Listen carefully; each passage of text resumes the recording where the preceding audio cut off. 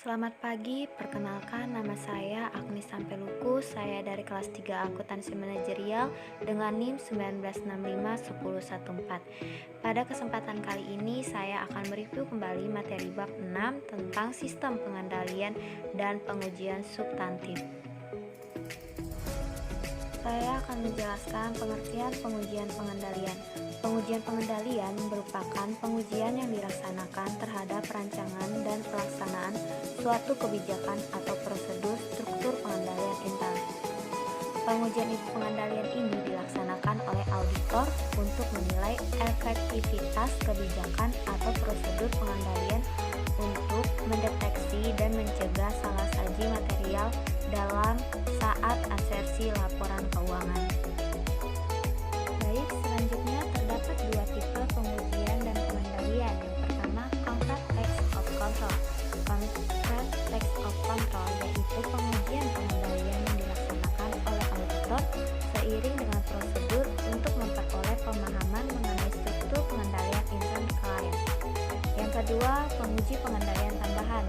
Pengujian pengendalian tambahan atau yang direncanakan adalah pengujian yang dilaksanakan oleh auditor selama pekerjaan lapangan. Selanjutnya, prosedur untuk melakukan pengujian pengendalian dibagi atas 4 bagian, yaitu 1. Pengajuan pertanyaan kepada karyawan klien, 2. Melakukan observasi terhadap karyawan klien dalam melaksanakan tugasnya, yang ketiga melakukan inspeksi dokumen, catatan dan laporan, dan yang keempat mengulangi kembali pelaksanaan pengendalian oleh auditor. Selanjutnya saya akan membahas tentang sistem akuntansi dan pengendalian atas transaksi penjualan kredit. Yang pertama ada sistem akuntansi. Elemen struktur pengendalian intern kedua adalah sistem akuntansi. Sistem akuntansi siklus pendapatan suatu perusahaan harus dapat menyediakan adanya audit trail atau jejak audit yang lengkap atas setiap transaksi. Pemahaman sistem akuntansi diperoleh melalui penelahan buku manual akuntansi dan sistem flowchart, mengajukan pertanyaan pada karyawan bagian akuntansi, dan menelaah kembali pengalaman terdahulu kepada klien. Selanjutnya ada pengendalian atas transaksi penjualan kredit. Prosedur pengendalian meliputi otoritas yang tepat, pemisahan tugas, catatan dan dokumen, pengendalian akses dan pemeriksaan atau pengecekan independen. Dokumen dan catatan yang digunakan adalah order pelanggan, order penjualan, dokumen pengiriman, faktur penjualan, jumlah penjualan, buku pembantu piutang dagang, file transaksi penjualan, daftar harga barang dagangan, dan laporan bulanan. Pengujian pengendalian.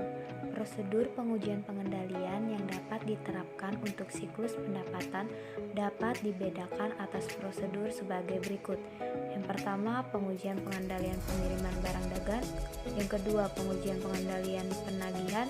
Yang ketiga, pengujian pengendalian pencatatan. Dan yang keempat, pengujian pengendalian retur penjualan. Selanjutnya, konfirmasi piutang.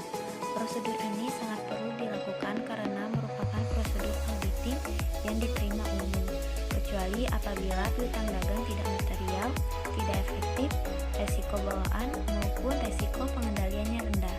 Bila auditor tidak melakukan konfirmasi, maka ia harus mencantumkan alasan-alasan yang dapat dimuat dalam kertas kerja dan bagaimana cara akuntan mengatasinya atau tindakan alternatif yang dilakukan. Jenis konfirmasi.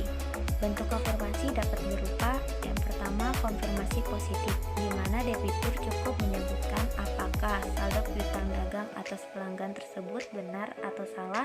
Yang kedua, konfirmasi negatif, di mana debitur cukup menjawab atau mengembalikan surat konfirmasi apabila saldonya salah.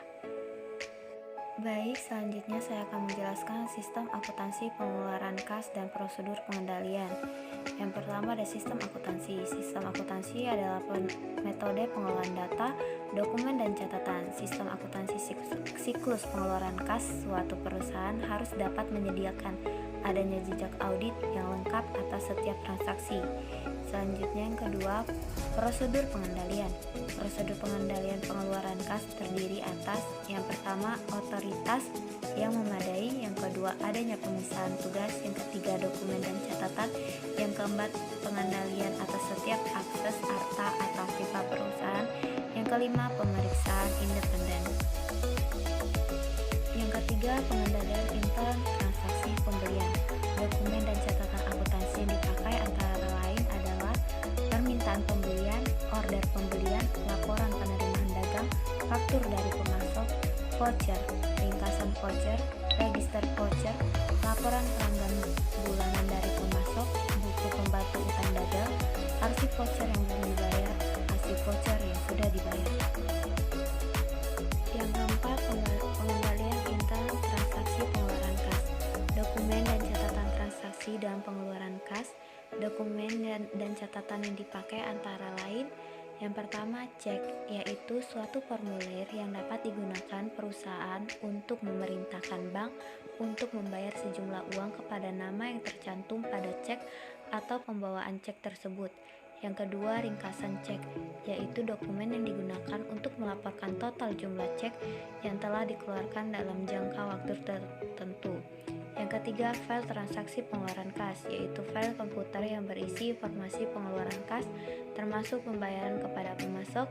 Yang keempat, jurnal pengeluaran kas. Catatan akuntansi ini digunakan untuk merekam pengeluaran kas melalui cek kepada pemasok. Yang kelima, pengujian substansi saldo aktiva tetap. Rekening aktiva tetap digunakan untuk menampung pencatatan aset perusahaan yang mempunyai manfaat ekonomis lebih dari 1 tahun. Aset tersebut tidak akan habis digunakan dalam 1 tahun atau 1 siklus produksi. Baik, sekian dari materi yang dapat